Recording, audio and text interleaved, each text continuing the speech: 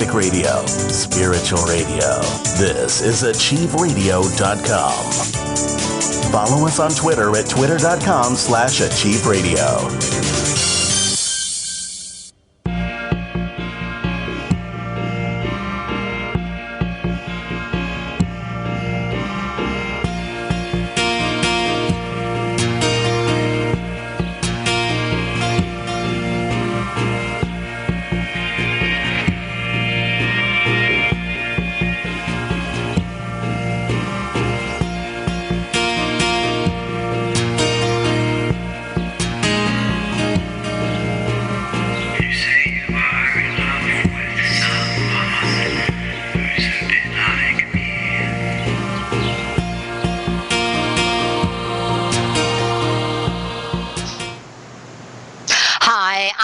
From the prairie.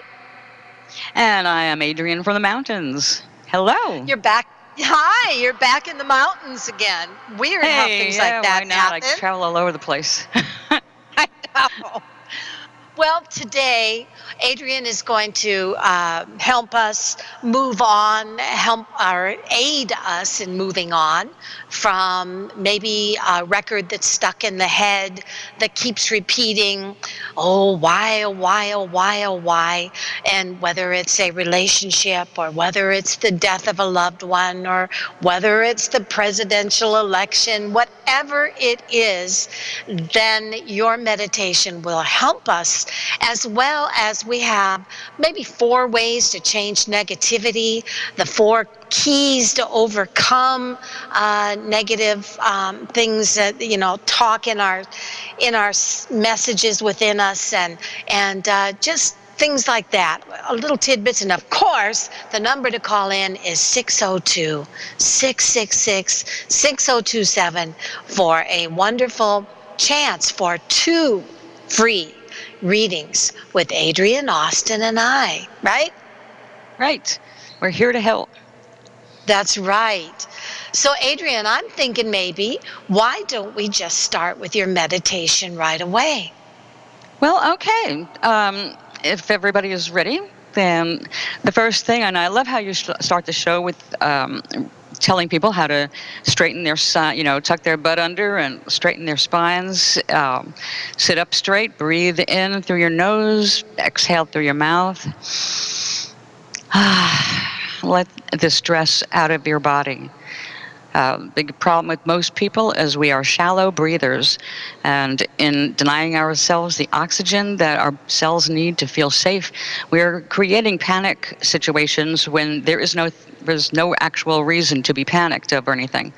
But our bodies don't understand those signals. So we have to take control and remind ourselves that we can only be here 1 minute at a time, 1 moment at a time. And that's key in reducing your negativity anyway, is staying focused in the moment. So one of the techniques for staying in the moment is to focus on very specific things. In the moment, meaning whatever you're looking at right now, this is your reality, just where you're looking. If you're looking at your computer screen, if you're looking at your hand, if you're looking at your kid, your mother, your father, your dog, focus on that, and you will only have room in your head for that object, that thought. Instead of being surrounded by floating anxieties, we have real anxieties, yes, but we can't cope with them all at once. We can't change everything simultaneously. So we have to change the way we handle it. So the first thing I'm going to do is have you close your eyes, because you don't need to watch right now. You just need to listen. Inhale through your nose, like you're smelling your favorite flower. And then exhale through your mouth, like you're blowing out a birthday candle. And close your eyes, because I want you to go into the theater of your mind. Now imagine that you're sitting comfortably, and in front of you are 2 glasses of shimmering clear water. And in your hand is a big pile of marbles, all different color marbles, all different size marbles. I want you to pick up the first one and name it something that you are grateful for. For example, that you currently have a roof over your head. And now take that marble, now that you have identified it as something to be grateful for, and drop it into one of the glasses of water. Into that glass of water, you're going to put all of the marbles that are connected with things that you're grateful for right now. That you ate today, that you got some sleep, that you have heat or cooling, that you love somebody or something, that somebody loves you. Each marble, I want you to take one at a time, take a look at it, and tell it, this is representing this thing that I love or that I am grateful for. Excuse me.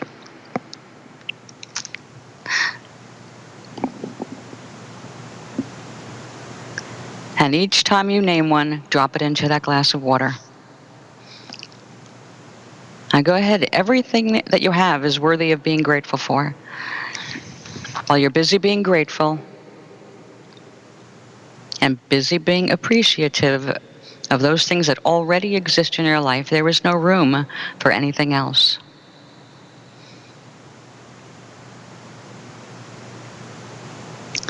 Now when you're done, I want you to take a look at how few marbles are left in your hand.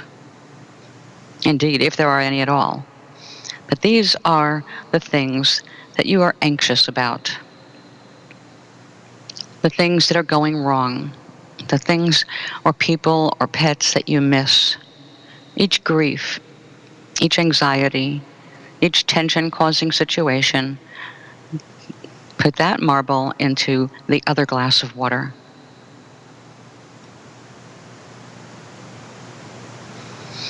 And when you're done,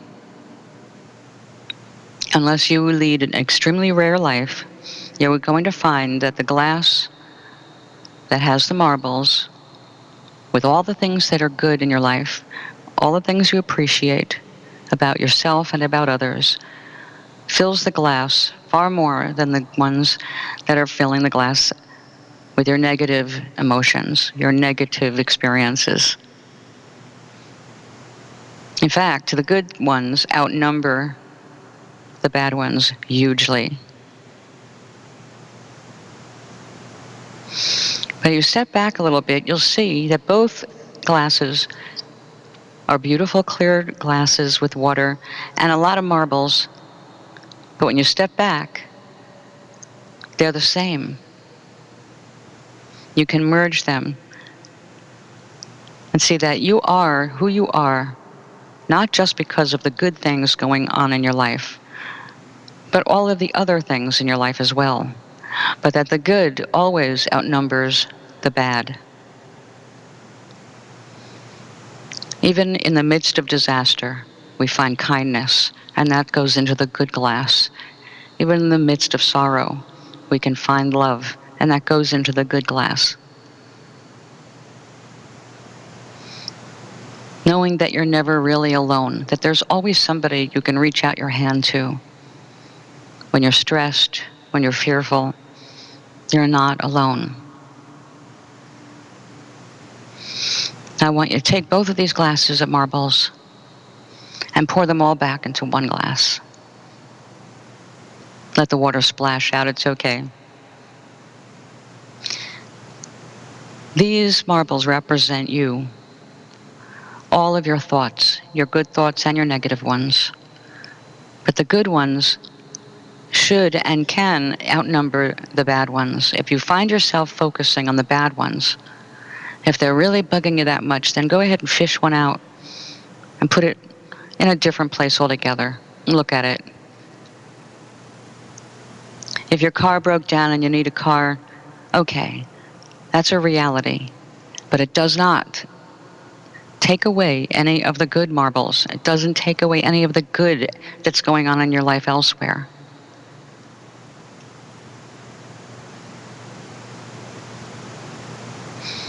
And when you hold these glass marbles up to the light, you'll see how they all sparkle. They're all part of your experience. And which ones stand out are the ones that you spend the most time thinking about and focusing on. And if they're unhappy thoughts, if they're ugly marbles, you don't have to cling to them. Remember that these are still finite experiences, and you do not have to own them as something that will be part of your life forever.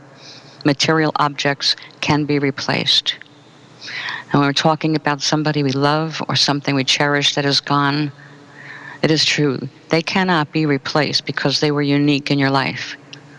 But when you lose one, other doors open with love pouring out of them.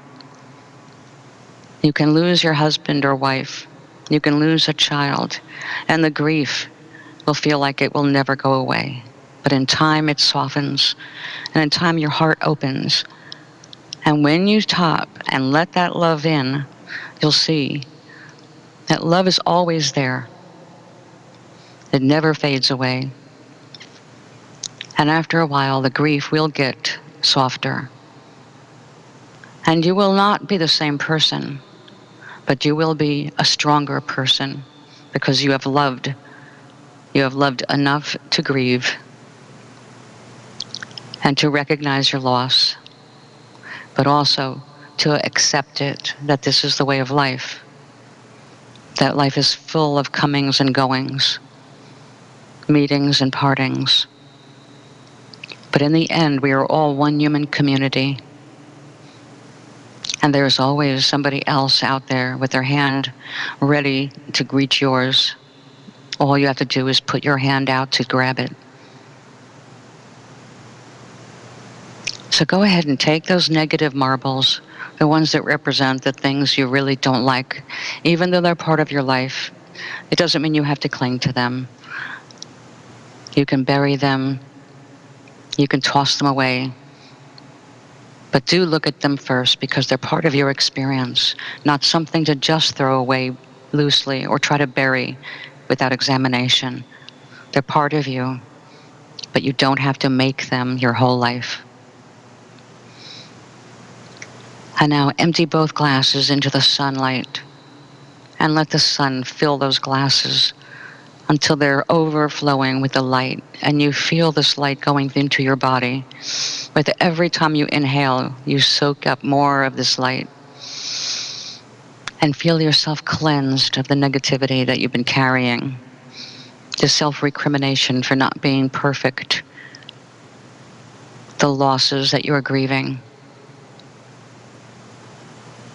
And remember, the most important thing is to stay present and look at what you do have now, what is still alive and doing well in your life. The small things add up to a lot. Be grateful for the roof over your head and the food going into your mouth. Even if it is the simplest food, it is food. And you will keep going, and you will keep learning, and you will keep growing. And now that you're filled with light, just rest your body. And when I count to 3, go ahead and open your eyes. And remember, be gentle with yourself. Be gentle with others. We are all here. We all share the same fears and the same capacity for love. 1, 2, 3. That's beautiful, Adrienne. Thank you so much for that. I hope it helps. You know, it's so hard to stay present when we are grieving, whether we're grieving an election or whether we're grieving the loss of a loved one. But the interesting thing about the human mind is that you can only hold one thought at a time. And you may be filled with anxiety and your mind may wander wildly for a while. But when you stop and you actually focus and ask yourself, what am I thinking about? You realize it's only one thing at a time. So you don't have to take on every stress in your life simultaneously. And you don't have to take on all the grief at once. But just stay present. So when you're looking at something that's unhappy, take a look around you. Listen to the world. Do you hear a child laughing? Do you hear a dog barking? Focus on the good that is in your life and let go of the past that is not doing you any good. You know, you can't change the past once it's gone. So just stay focused in the now. And that is the real key to happiness, is being present. If you're busy enjoying right now with what you have right now, you are going to be a happy person. Much happier than people who are always focused on the past or the future. That's right. We have somebody from California. Her name is Laura, and she called me today, and I said, "Well, you need to call into the show today." So I'm going to click on Laura, and we will read for her. So hello, Laura. How are you today? Fine. Thank you so much. Hi, Laura. You're welcome. So, Laura, what is it that you want us to read on today? Well, I guess it's what everybody wants to know. It's not that unique, but it's very important to me. I want to know if a particular person is going to re-enter my life, contact me. And the first name of the person, because I read on first name energy, Laura. The first name is Roman. Okay. Just saying that may I look real quickly at that, Adrienne, and then I'll go turn first. It to you. All right. So I'm looking at Roman, and I will be honest with you, and I will not sugarcoat what I see. And most of all, I will just do what I can. So here's the thing that comes through on Roman. I'm shown that Roman at this particular time still has caring feelings for you, but I'm also showing him surrounded by a home or career, and that there is that he has made a very strong decision in his life that when he thinks of you, there is just this sense that he's a little torn. One part of him does not want to hurt you. Another part of him feels frustrated because he sees that this home or career seems to be a very high priority to him. And so on one part of him, he does not want to ruin what he has. On the other part of him, he does not want to do anything that would start something with you and then hurt you by having to back off. If I look at what are his intentions for you very quickly, it says that his intentions for you at this time, Laura, are seen as, and again, it says, sees you as beautiful, sees you as calming, but also sees you as somebody, again, that comes through he does not want to hurt by creating a situation in which one or both of you would become a victim of circumstances. And that seems to me to have something to do with whatever's around him, whether it's another relationship or whether it's about just the circumstances in his life, the pause, the really strong analytical part of his mind that is just very reluctant to try to reconnect at this time. What do you have, A?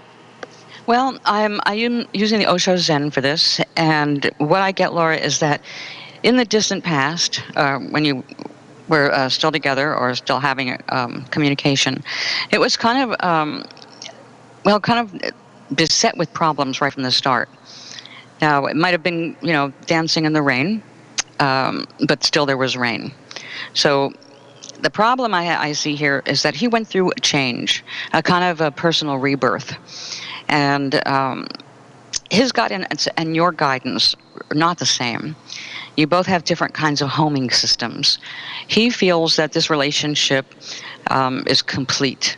It's already reached a point where he got his answers, and he thinks that it's not going to change. What I'm getting here is that your inner voice is something that you need to get more in touch with, because it looks like your inner goddess has been talking to you, but you haven't not really been listening very closely because you feel incomplete. You feel like he's part of the puzzle piece that you need for happiness. And that's a problem because he doesn't see himself as that puzzle piece that can bring you that completion. So because he doesn't feel like he can be that puzzle piece, and he feels like he's gotten everything he can out of this relationship, and it can't change for whatever reason, he is basically moving on with his life. And it's not because he doesn't care or, ended up hating you or anything dramatic like that, but that you both got different cues. You got different guidance in how to conduct yourselves with each other. And so my advice to you is you need to really listen to your voice, your inner voice, because all those little whispers that you've been trying to push away are telling you the truth of the situation. So I even wrote a song about that, listening to your inner voice. It's the number one thing. If you want to be happy, you're going to have to let Roman go, because Roman is on a different path than you are now.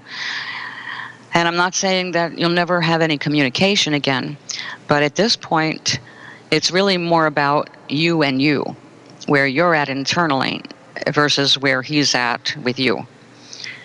So you have to find your own happiness, because if you don't find your own happiness, then, well, for starters, there's nothing to attract him back to you. He does not want a relationship that's beset with problems and conflict. So I don't know what the conflicts might have been. It just looked like he went through a personal change, something inside of him. And that's what started this whole separation. Laura, can I ask, when I look at your past, I'm shown a crisis and a broken heart. Which one of you hurt the other? Excuse me. I really don't know. I don't even know myself. And my inner voice, excuse me. My inner voice, excuse me, tells me we were very empathic with each other. I know that sounds like a bunch of baloney, but we really were. Oh, no, not at all. No, we're totally true. Very, very empathic, and it was a very deep relationship. And my inner voice tells me that he still loves me. I really don't think that's in my imagination. I actually feel that, and that is what's caused this conflict. Made this so difficult. But Laura, if you had a deep relationship, why did you break up? I'm actually not sure. I maybe a trust issue. I'm just grabbing at straws. I'm really not sure. It was quite ugly. Okay, yeah, all right. That would explain one of the cards. So that would be why I see a crisis and a broken heart. Yes. Okay. And for you, you've never totally healed from that, have you? No. Whether he loves you or not, you have to realize that, and please understand, I always say this to my clients, the mother that beats her children still loves her children. Yes. So not all love is perfect. And I would even venture to say that there's not a married person alive that doesn't still love somebody from their past. Wouldn't you say, Adrienne? Oh, yeah. Oh, yeah. In fact, you can even love your ex-husband, just knowing that it's not going to work out, so you don't get back together. Yeah. So the love both that of you ladies are saying. I'm sorry. Go ahead, Laura. So are both of you ladies saying that you don't see him reaching out to make contact with me at any time? Well, we don't read the forever future. I only read for 12 months' time, and Laura, I know that one of the things that you've been aggravated with is how many psychics have given you readings that have promised you dates and times that he would reconnect with you. But what I'm shown is that maybe, just maybe, if it was that ugly of a scenario, and maybe if you got that hurt, then maybe it's okay to say, you know what, I'm not doing that badly right now. And maybe it's okay to move on with my life. So Will there be a time in the future where you could reconnect? That's always possible, but I still believe that there are unsolved issues, and the fact that whether he loves you or not, there is a sense that he is surrounded by either another relationship or something in his life that has become a very high priority. And whether he still loves you or not, there is a sense that something else has become very important to him. So I would say that though I think surely he can connect with you, I don't see that that connection will be something that would lead to a long-lasting relationship. Yeah, Laura, how long ago did this happen? When did you last speak to him or last see him?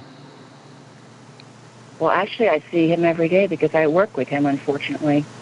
Oh, no wonder. Okay, but yeah, how? And I've never done that before. How long? How long? A little over a year, like a year and 2 months. Is he married? No. Okay. Do you see him dating? I'm showing him. I'm sorry? Do you see him? Have you seen him since your breakup? Have you seen him going out with anybody else? No. Okay. Do you see him after work? A lot of weight. Do you see him after work? Do you have a personal life together? No. Okay, so really what it comes down to is because you do not have that personal connection again, you're kind of excluded from that part of his life. Is that correct? Yes. I'm invisible. Right. Hurts. And that is the problem. I would venture to say that a man that loves a woman does not allow her to feel invisible. Bottom line. A man that loves a woman. A man that loves a woman cannot let her out of his sight for a second. Continuously finds a way to reconnect, to bump into her, to be able to sometimes call and hang up or do a million things just to establish some kind of connection. Right. But if there is a sense that you're feeling that the empathic love is there, but they're still feeling invisible, that would be like we're saying, the love is there, but it's a finished chapter. Yeah, see, that's what I get. I got literally the card of completion, that he feels that this relationship came full circle and it's over. You know, that when I say over, I know that that's a painful word to hear, but when I see the completion, it is he has finished his romance cycle with you. And because of that, you know, it looked like he went through a change where he basically kind of rebirthed himself. He came up with, you know, I'm going to have to say that it wasn't a mutual thing. That's why you're feeling so much hurt, and that's why you're still hanging on to the beautiful parts of the relationship. Beautiful, and yet you remember that something ugly happened. You specifically said that, Laura. So if you feel that something ugly happened, and if you feel that the hurt happened, so does he remember that. Yes, I know that. But I think it's his pride that keeps him from reaching out. I feel that he wants to and makes me think perhaps I should. No. But I don't want to be foolish. I think it would, yeah. You know, I tell people to go with their gut. But in this situation, I think that your gut may be fooling you into believing that there's something more there right now than he's ready to offer. Because right now he sees that this relationship came to an end. And yes, of course, you know, he may have a certain kind of male pride or an ego issue, whatever. The bottom line is, I don't think he is going to be the one to reach out. And if you reach out, you have to do so with the understanding that you can be rebuffed. And if he does that, how are you going to feel? I mean, it's not going to make you feel good. you're going to end up with a lot of self-recrimination, like you're stupid or something, but you're not. You're simply a woman who fell in love with somebody who is no longer returning your affection and has made makes you feel invisible. Right, and he froze There, you out emotionally. there's an old saying that says, silence screams louder than words. Yes. And if you feel that you have, like, how many of us that are in a broken relationship continue to yearn for that person, and because that silence is there, it's so easy to fill in the lines with the colors that we want. Yes. But sometimes you have to just look at it. I'm hearing three things: an ugly ending, a hurtful ending, I feel invisible. All of these things are saying to me, Laura, that like all of us, when we are still hanging on to someone that has hurt us, and we start to fill in the lines with beauty rather than the truth of the past and seeing it as it was, we're doing ourselves a disservice, because it prevents us from taking the closed for business sign off our face. As long as we walk around with a closed for business sign on our face, we will never get new love. We will never get new business, because we're still looking, we're still searching for a twin, just like that person. So I have to say, what you need is someone that won't create an ugly situation, who won't hurt you, who won't create you to make you feel invisible. These are not positive traits. Yeah, believe me, When I we was were married for together, 23 years. Yeah, when we were together, he never made me feel invisible. Never. Of course, I never of felt more course. visible. How But long, course, now Laura. I don't. Of I'm course, sorry? Laura. how long did you date? But we were together 5 years in different Wow. forms of relationships. First friends, etc. Mhm. Let me ask you this, and I appreciate your time. It's heartbreaking, believe me. It is. Oh, I know, honey. I know. Do you think? Can you tell me? I'm a very intuitive person myself. That's why it's hard for me to. I get confused. I think, oh no, this is what I'm feeling. And then I think, if I'm feeling this, it doesn't line up with reality. You know what I mean? So anyway, do you think at work he's causing people to discussing me at work, being vindictive, trying to turn people against me, sharing intimacies, etc.? No one at work knew we were seeing each other, but I now have apparently quite a few enemies, and I don't know why. Is he part of that? Can you tell me?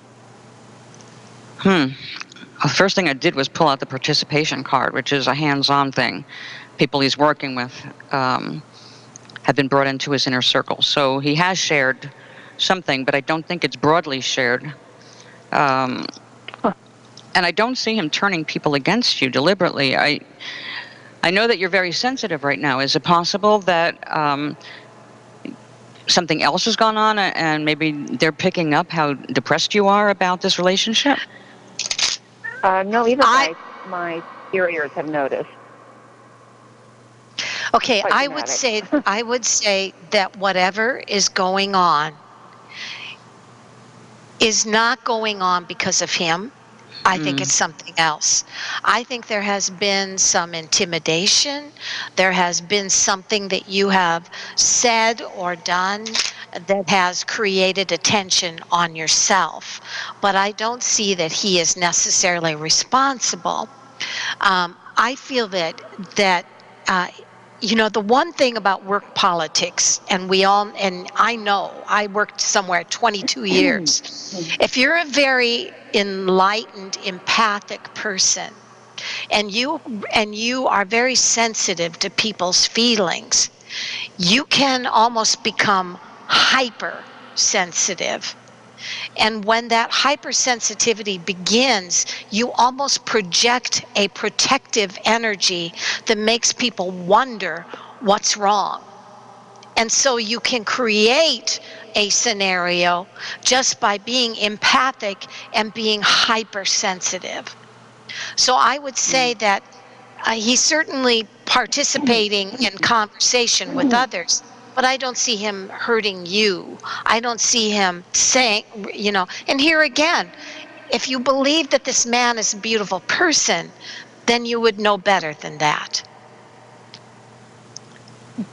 Yeah, I don't think that he wanted to, since you dated for 5 years, you were friends, friends and et cetera, for 5 years.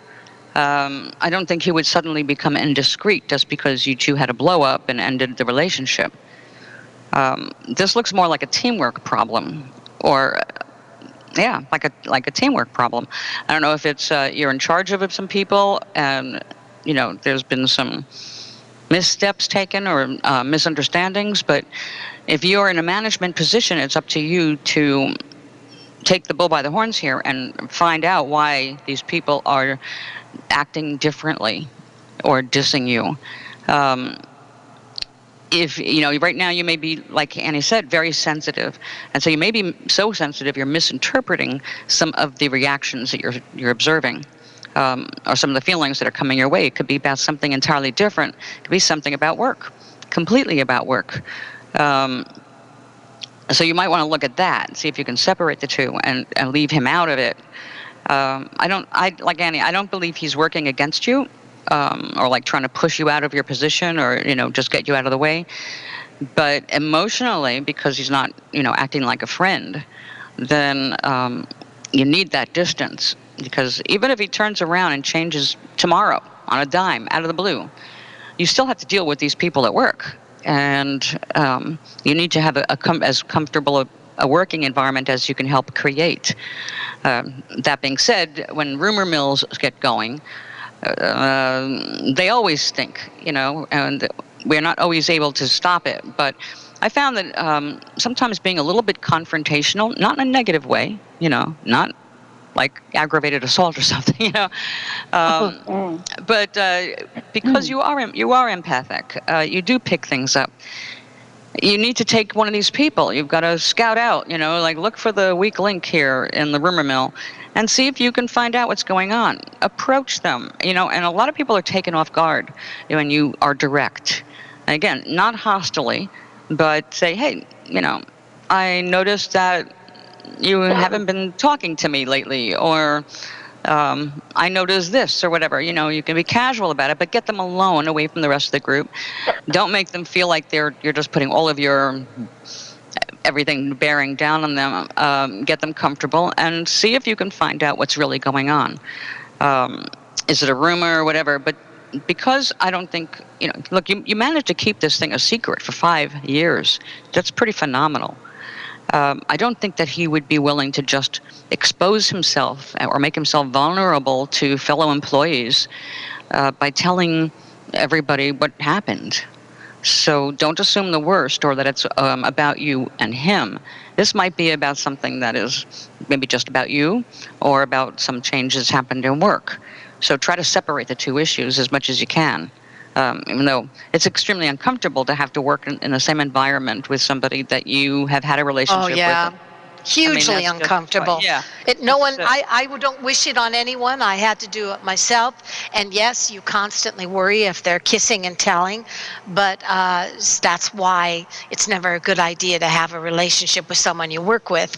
On the other hand, I would say to remember this: when you have a relationship with someone, whether it's a wonderful friend or whether it's a relationship, the one thing that we women forget is that we put up with more from someone that we love than we would from a girlfriend. If a girlfriend treated us invisibly, if a girlfriend stopped talking to us, if a girlfriend began to treat us like he is, you would get extremely angry, and you would not be projecting and wondering if there were deeper feelings. On the other hand, it is easier to forgive someone we love because we always want to give them the benefit of the doubt. So my sense is he's not treating you like a friend. And the fact is, I believe his silence is screaming louder than words. I would not risk making a fool of yourself by reaching out to him. I would say trust that his silence is screaming louder than words. It's a hard one for you, Laura. Annie and I both understand exactly what you're going through because we've been there. All women do. Most, Yeah, and all men, a lot of men do. But it's true. It's true. If it was a girlfriend treating you this way, you would approach her on it. You would be blunt about it. And if you weren't, you would back away from her because she's no longer a friend and she's not treating you like one. So hold him to the same standards. Because you had this wonderful empathic connection, it doesn't mean that the future is going to play out the same way. And just for a second, I'm just going to say, look, I was married for 24 years, and my husband cheated on me. He's now in California. I'm glad it's over. But that doesn't mean I didn't cry and go through all anxiety and everything else finding out that he cheated on me after 24 years. But what the big grief was, I realized, was not about how we broke up. And that was bad enough. But what really I was grieving was the first 10 wonderful years, because we had 10 magical, laughing through the times years. And he couldn't remember any of it. And so my anger, my grief wasn't about the fact that our relationship just ended. It was the fact that he couldn't connect with the good in it anymore. He didn't remember the good. And he was focused on, hey, we're poor. Yeah. So it's like, what good is it for me to sit here and cry over the good that passed? Because yes, it was fabulous. It was a dream come true. But then it didn't end that way. And I have a choice, I can move on, which I have, or I can stay focused on, oh my God, I miss the wonderfulness that we had. And it's true, I miss that wonderfulness, but I miss it less all the time because now I found, hey, you know what? He treated me like shit for the last 5 years. So why am I giving him all the benefit of the doubt? Why am I empowering him with my happiness? I deserve to be happy. And therefore, I finally had to let him go. It's like, I'm not going to fight this. And I just want you, go away. You have no respect for me. I don't like the way you treat me. And therefore, whatever we had in the past, it's dead. I can hold on to the good memories if I want to, and maybe someday I'll be able to look at those pictures of the old days without crying. Right now, I know better than to look at them because it brings up things that I can't change. And that's another thing we have problems with is Facebook. So many times, many people cannot forget about somebody because they're constantly stalking somebody's Facebook page to see who's current or how they're feeling or something like that, and it makes it extremely hard. Laura, we're going to have to go. We have so many people, and we've just given you all the attention, but I'm very happy we did. I'm sorry. I had 2 more questions. Is it too much to ask? Is it too much to ask? Yes, we have 13 minutes for the show, and we gave you the whole show, sorry. Laura. Thank you. No, that's all right. Thank you. I'm so grateful. Thank you very much. Well, your question and problem is something that many people have to face. So I think it was good for everybody to hear your story. But thanks for being here. I appreciate it. Okay, bye-bye. Bye-bye. Bye-bye, Laura. Okay, we have 2 questions here, and they end quick, and it's from Mara from New Hampshire, and says, hello, ladies. Could I please get a reading about the job I am doing now and how you see things going for me there? Thanks so much. Sure. Go ahead, Annie. I'll right behind you. So, Mara, because we only have 12 minutes left to the show, we're going to have to look at kind of flash readings here. So I'm shown creative production and a sense of a challenge well met. So my feeling is you're very good at facing drama. You're very good at challenges. I see this going well for you. What do you have? I've got the same thing. My only caution here is do not cling to the past. Although it's got nothing to do with relationships, it does have to do with your past work history. Do not hold on to any of your so-called failures in the past, because you've got to remember every failure or step backward was a learning experience that you're taking into this current job. So as long as you let go of this stuff from the past, don't walk around thinking about, this is how it was about. Just focus on now, and you're going to be great. And listen to your inner voice, turning inward for guidance is highly recommended here. The next question is from Jan, and she says, my husband has taken on a lot more responsibility since the company he is employed at is under new ownership. How do you see that working out for him? Any raises? And this is from Jan from LA. Okay.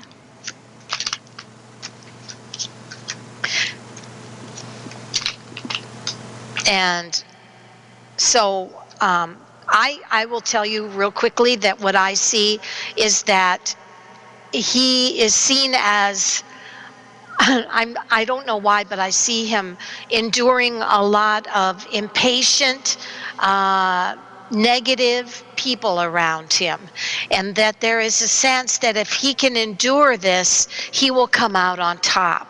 The hard part is going to be the impatient ugliness around him of people that just seem so negative.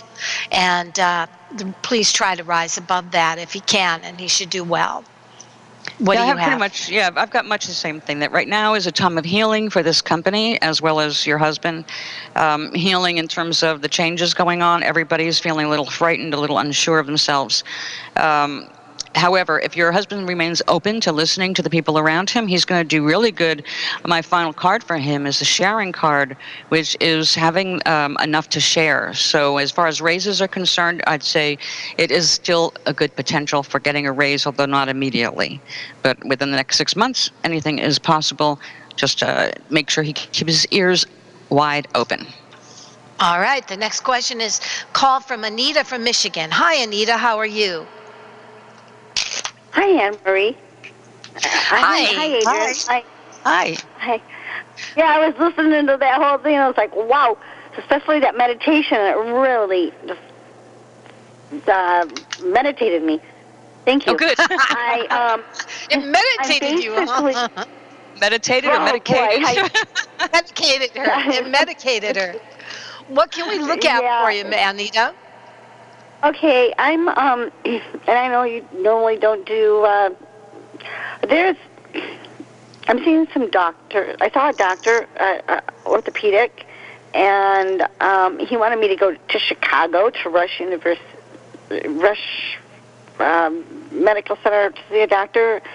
I saw an OBGYN here who wanted me to go to Northern Michigan University. That's like 2.5 hours away. The other one's 97 miles away. I have doctors in Arizona, and my parents went to Florida, and I feel that I need to address each one of these, do some research. But then again, I'm worn out, and I'm confused. Okay, so when I look at Chicago, any help, or if when I look at, we only have 8 minutes, honey, so I'm just going to try to keep this brief. I don't see Chicago. I mean, for whatever reason, Chicago doesn't come through for me. Adrienne, do you see Arizona, or what do you see?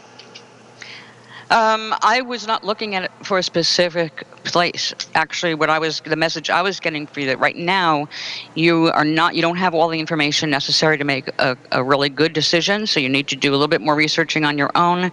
And at the moment, I see you need to relax yourself and go moment to moment. Understand that even in the dark, if you keep putting one foot in front of the other, you will get to where you need to go. So you can't always see the landscape around you, which is what's going on right now, but it is the next stepping stone is there. It's just a matter of you integrating all the different processes going on. So the biggest thing I have here is that there may be a doctor that you do like that you may not be able to get access to when you want him or her. So you may have to say goodbye to a doctor you really are already fond of to take on somebody that you don't know very well.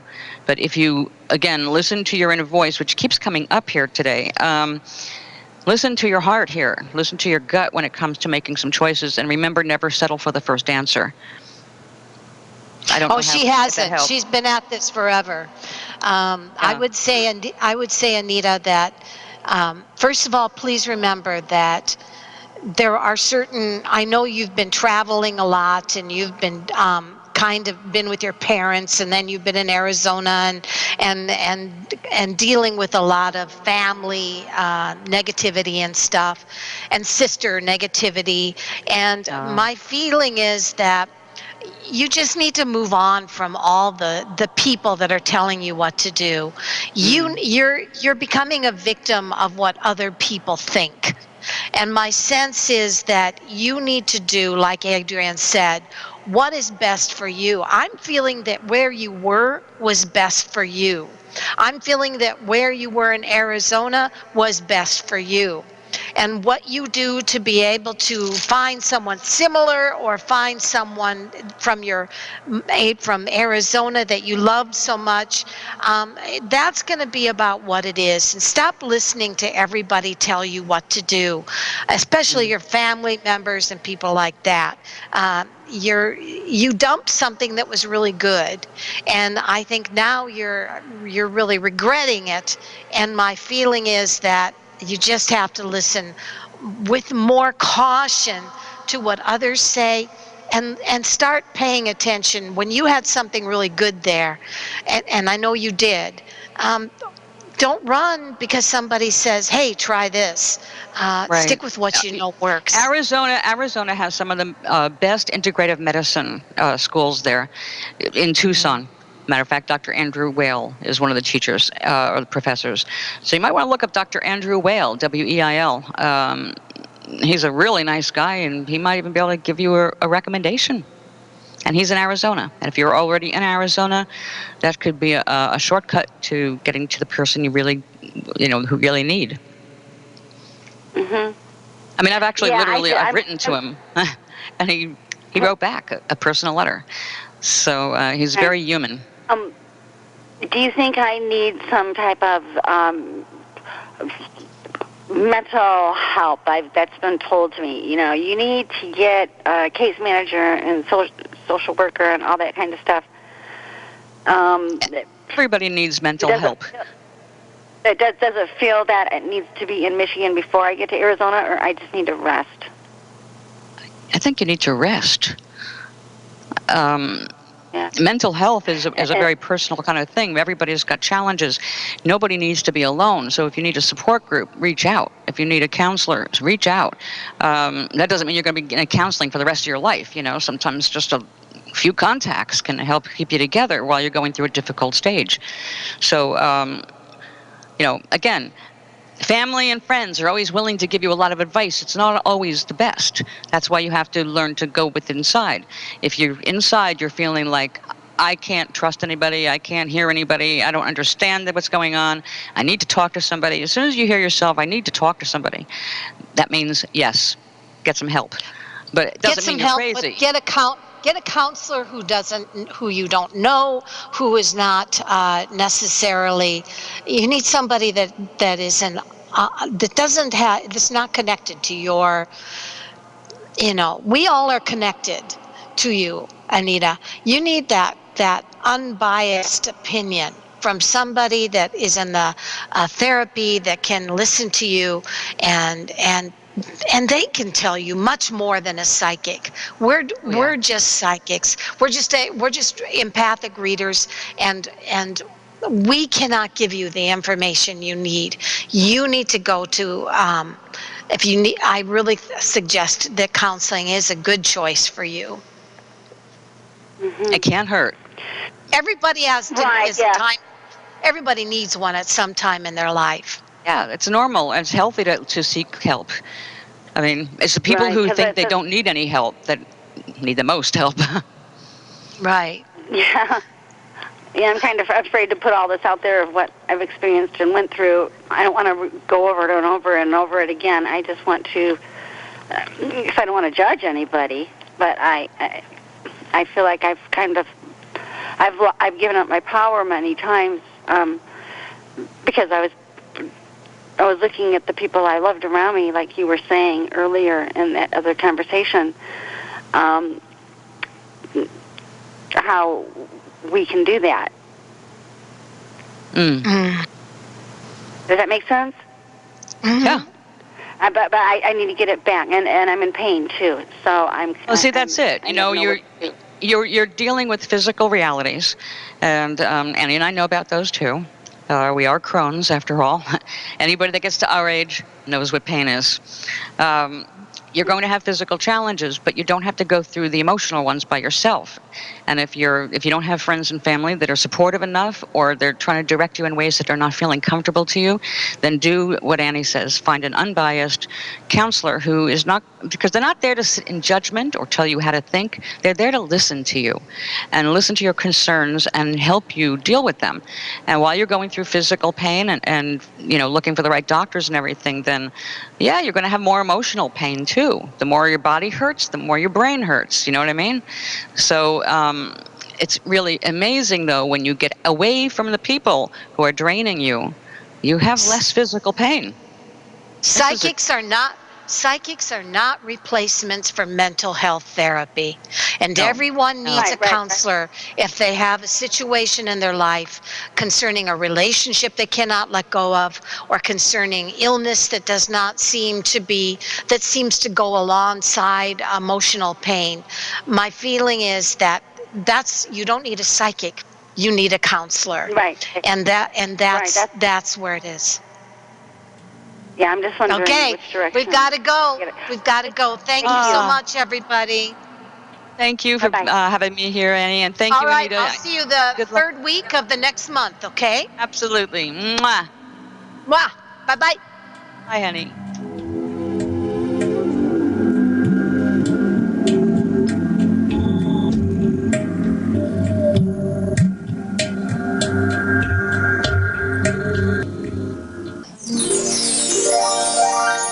Hi, I'm Anne-Marie Odell at Achieve Radio's Tarot Joy.